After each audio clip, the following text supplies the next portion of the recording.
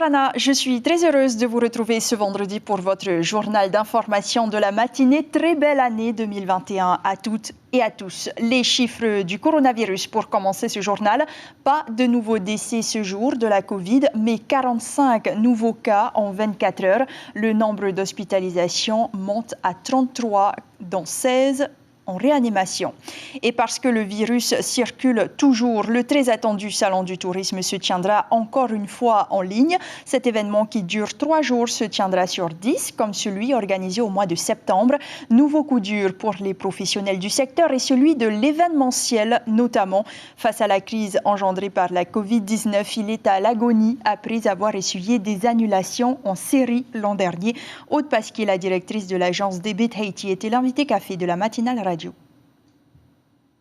Le salon virtuel peut avoir des avantages, effectivement, financiers, mais il a pas mal d'inconvénients, notamment justement dans la rencontre et l'échange. Le salon du tourisme, c'est quelque chose d'important. C'est parce qu'on va dans des petites pensions de famille, on a envie de rencontrer les gens chez qui on va passer une semaine. Et c'est toute cette magie-là, toutes ces rencontres, le fait d'être les yeux dans les yeux, ça c'est important et c'est ce qu'on ne retrouve pas dans le salon virtuel. Mais il a le mérite d'exister et j'ai envie de dire fort heureusement parce que toutes les pensions, les hôtels, les activités qui vont se retrouver à nouveau malmenées par l'annulation de ce salon physique, c'est une catastrophe. Donc heureusement, il y avait un plan B qui avait été envisagé par le Tahiti Tourisme. On a travaillé dessus, ça a été mieux pensé que la version de septembre, puisqu'en septembre, on s'est retrouvé vraiment du jour au lendemain le bec dans l'eau et il a fallu trouver une solution tout de suite. Là, on avait quand même anticipé les choses et du coup, je pense que la version virtuelle va être mieux organisée. Mais elle ne remplacera jamais une version présentielle, ça c'est évident. Le salon du tourisme à distance qui s'était tenu en septembre 2020 a attiré 40 000 visiteurs. 10 000 clients potentiels avaient été directement mis en relation avec des prestataires. Escale au Tuamotu, à Ho, où la maison familiale rurale a fait sa rentrée lundi. Cet établissement propose 3 formations dans le secteur agricole.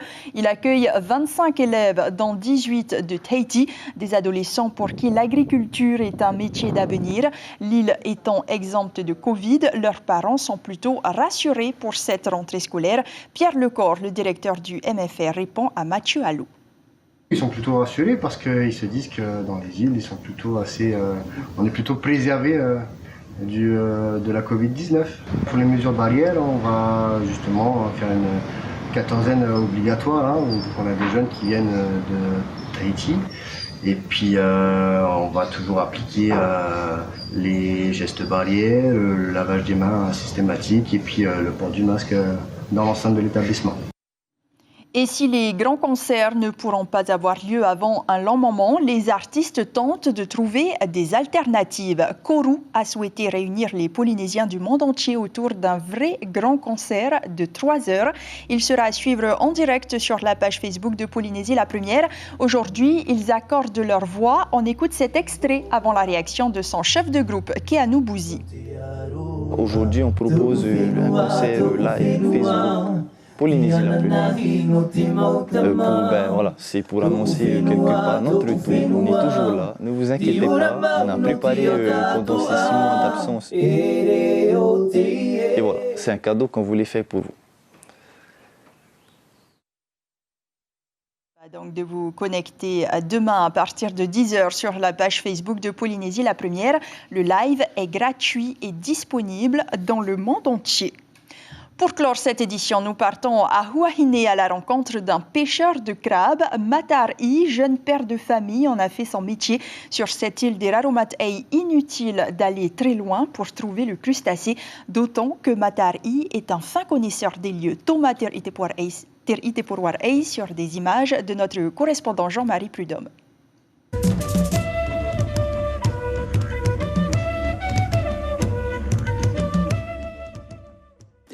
Aujourd'hui, on va pêcher des crabes.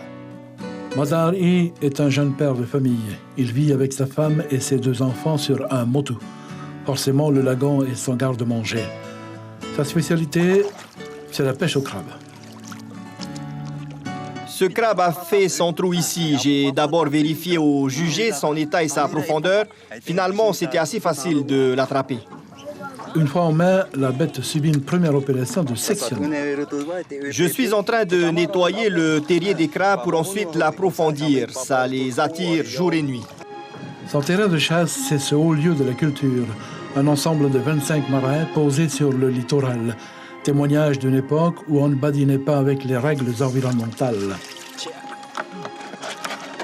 À chaque jour suffit sa peine. Toute la pêche de la journée est conservée dans cette nasse en bois. Les crabes sont examinés, ensuite ficelés à l'ancienne, tel qu'il a appris des anciens.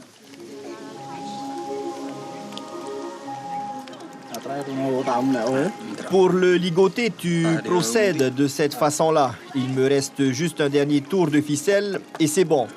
Dès que tu le retournes, ça donne ça. Il y a une certaine solidarité qui s'installe entre les gens du Motu, mais qui reste très fragile. Matahari n'échappe pas à certains actes d'un autre monde.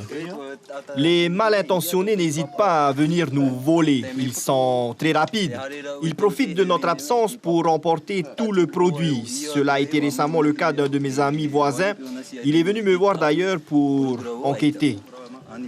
Il vient de passer 9 heures sur sa pirogue. Matahari n'est pas mécontent de sa journée. Une dizaine de crabes négociés à 1800 francs le kilo. À la revente sur le marché de propriété, il en coûtera 2500 francs. C'est la fin de cette édition. J'aurai le plaisir de vous retrouver ce soir à 19h. Belle journée et bon week-end.